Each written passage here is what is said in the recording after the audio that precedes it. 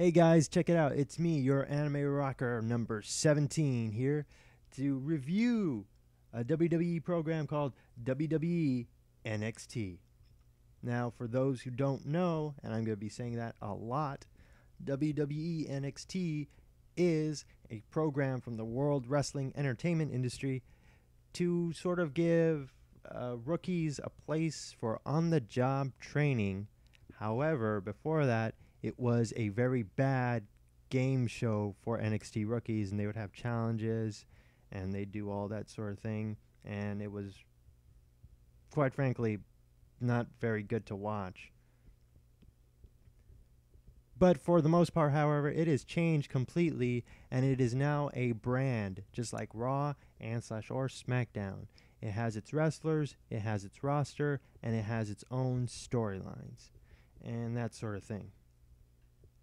Now, I'm going to start reviewing NXT for a couple of reasons.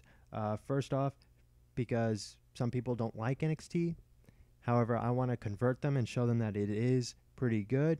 Secondly, some people don't have time to watch NXT. Or third, some people don't know where to watch NXT. And you can watch it here on YouTube just fine. So, enough build-up. Here we go. NXT for March 7, 2012 starts off with Matt Striker introducing William Regal. Now, Matt Striker is the host of NXT, always has been. However, last week, he named Sir William Regal, one of the most devious men in all of wrestling, to be, well, basically the bookie for NXT. He calls the shots, he coordinates all the matches, so he has set up all the matches we have for tonight. Regal comes into the ring, cuts a short promo saying it's his honor to help NXT, and he will use his experience to give the best show possible. He announces the main event as Showtime, Percy Watson versus Titus O'Neil. Showtime, Percy Watson, and Big Dog Titus O'Neil are two former NFL players who decide to jump ship and become professional wrestlers. Now, they're rookies, so they're not super great, but their in-ring ability is still solid, somewhat. They were a tag team and former best friends. However, Big Dog Titus O'Neil decided that he wasn't getting the support he wanted from the people, so he decided to make a face heel turn, and now he's up against his best friend, Percy Watson, who believes that you shouldn't turn your back on the people, which Titus O'Neil has done, so now they're up against each other. However, William Regal is interrupted by Maxine, another NXT rookie. She drops a couple of innuendos, makes some remarks saying that she looks forward to working under William Regal, and this gets a reaction. Regal decides to put her in action against Tamina Snuka, the daughter of WWE legend Jimmy Superfly Snuka. They have an okay match, an okay 3-minute match, which is a lot longer and better than the usual Divas matches you get on Raw or SmackDown.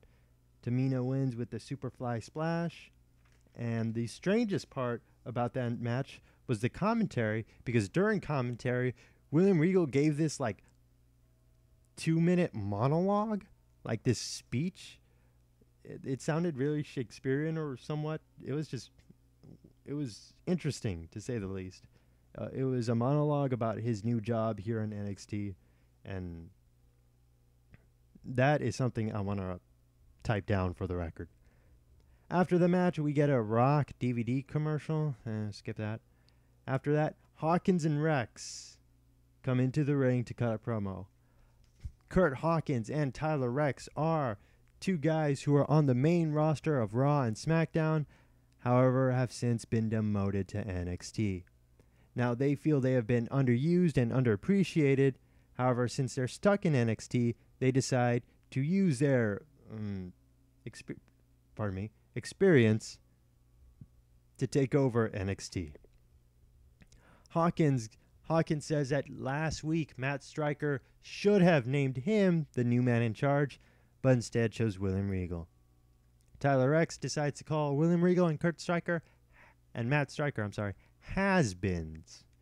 And that's when William Regal just tells both of them that he never has to book them in a match in NXT ever again unless they decide to get back in his good graces and do whatever he tells them.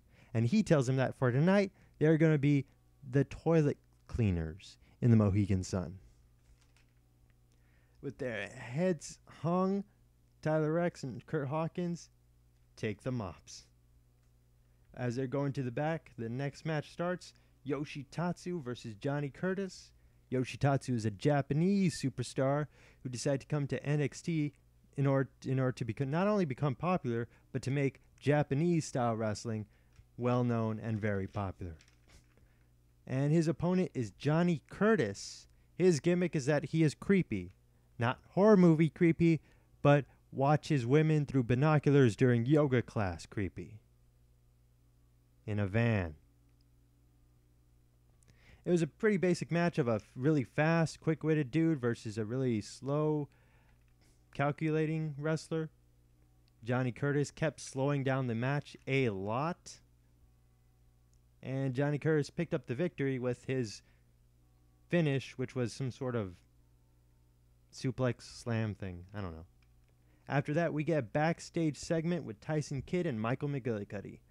Tyson Kidd is a Canadian superstar and the last successor to the Hart Dungeon, which is a famous wrestling school in Canada. And Michael McGillicuddy is the son of Mr. Perfect, Kurt Hennig.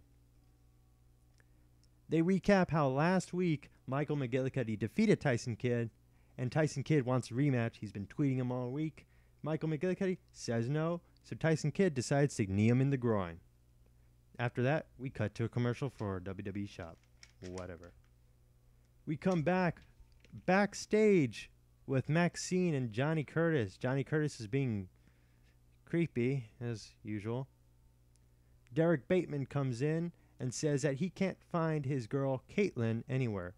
Now, Derek Bateman is an NXT rookie who has been in a love triangle with Maxine and Curtis, which became a love square, I suppose, with Caitlyn, another NXT rookie, in the mix. Bateman says he can't find Caitlyn. Maxine announces a mixed tag match for next week, Bateman and Caitlyn versus Maxine and Curtis. Looks like the segment's going to end, except Bateman actually bumps into Hawkins and Rex dressed as janitors, which is a funny picture, and he decides to laugh at them. As when Percy Watson arrives and decides to make fun of Hawkins and Rex as well. After that, we get a Raw rebound of The Rock and John Cena, because, as you know, we didn't see it on Monday. And even if we did, we forgot, so you have to remind us. Fuckers. Anyway, the Usos come out. The Usos are twin brothers and a tag team here on NXT. However, they unstuck on singles commentary. A singles match, which is weird because they're twins and they usually go on tag matches. Okay. Anyhow, it's Jey Uso in the match while Jimmy Uso is on commentary, and Jey Uso is up against Darren Young, Mr. No Days Off. While everyone is sleeping, eating, or doing whatever, Darren Young is in the gym, training, and getting better. Wasn't a bad match, but Darren Young wins with the roll-up, which I thought was not the greatest finish. He could have just... I would have preferred if he did his finish. His finisher. But when Darren Young leaves the ring to celebrate, Jimmy goes in the ring, but no match beatdown because they're faces. After that, we get a Bending the Rules promo and then a SmackDown promo. We come back with the main event. Showtime. Percy Watson versus the big dog Titus O'Neil. Now this was a pretty okay match. It was a lot better than Watson and Neil usually do, or at least Neil. But it was a solid match. Percy Watson wins with a combination of his signature maneuver, the Showtime Splash, and his finish, the Persecution. And as Percy Watson is celebrating his victory, Hawkins and Rex, still dressed as janitors, come in for a post-match beatdown on Percy Watson. After they take out the trash, Hawkins and Rex tell William Regal that they're just getting started. Overall, it was a pretty cool show. It was alright. As usual, the best part was Hawkins and Rex. Come back next week and I'll have another review for y'all. You should be watching.